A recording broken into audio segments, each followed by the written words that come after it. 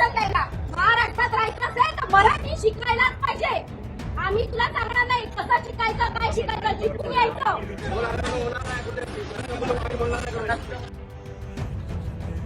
मुंबई, पुणे, नाशिक, महाराष्ट्राचं कोणतंही शहर असो, आज चित्र बदलतंय.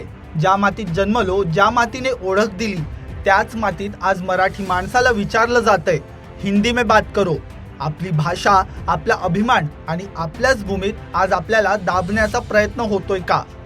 मुंबईतील बोरिवली येथील रिलायन्स मॉलमध्ये बिलिंग काउंटरच्या कर्मचाऱ्यांकडून मराठी भाषेचा अपमान झाल्याचं समोर आलं आहे. ग्राहकांनी मराठीत बोलल्यावर हिंदीत बोला, मराठी येत नाही असं म्हणत त्यांनी अरेरावी केली. नेमकं काय घडलं पहा.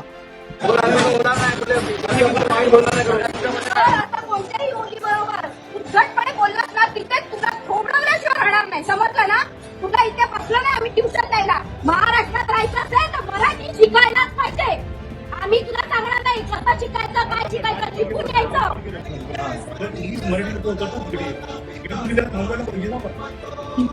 त्याच्या उद्धटपणे ह्याच्यामुळे वाटलंय. शिकवत असेल ना. आमदार, खासदार, परप्रांतीय, बरोबर आहे, त्याच्यामुळे पण त्यांचा जोर वाढला असेल, परंतु आमच्या समोर नाही चालू. ट्यूशन उधर से उंगली करके बोला ना, ट्यूशन तो मेरे को.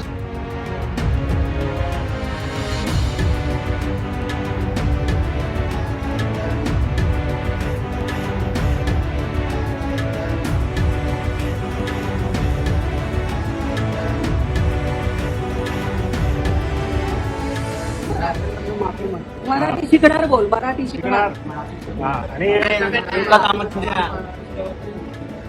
याच्यापुढे जर केलं तुम्ही महाराष्ट्रात, तुम्हाला काम करायचं तर नीट करायचं आणि तुम्हाला मराठीचा सन्मान केला पाहिजे. नाहीतर याचा पोलीस नेता आमच्या बरोबर आहे ना, तर आम्ही आमच्या पद्धतीने समाजात घेतला असता. आम्ही त्यांचा सन्मान ठेवतोय आणि तुम्हाला समजलं पोलीस नेता तुम्ही काढून टाका, हे आम्हाला नको आहे तिथे. आता कोणत्याही मुलीबरोबर उद्धटपणे बोललास ना, तिथे तुला थोबडवल्याशिवाय राहणार नाही. समजलं ना? तुला इथे बसलं नाही आम्ही ट्युशन द्यायला. महाराष्ट्रात राहायचं असेल तर मराठी शिकायलाच पाहिजे. आम्ही तुला सांगणार नाही कसं शिकायचं, काय शिकायचं, शिकून यायचं. आता कोणत्याही मुलीबरोबर उद्धटपणे बोललास ना, तिथे तुला थोबडवल्याशिवाय राहणार नाही. समजलं ना? तुला इथे बसलं नाही आम्ही ट्युशन द्यायला. महाराष्ट्रात राहायचं असेल तर मराठी शिकायलाच पाहिजे. आम्ही तुला सांगणार नाही कसं शिकायचं, काय शिकायचं, शिकून यायचं.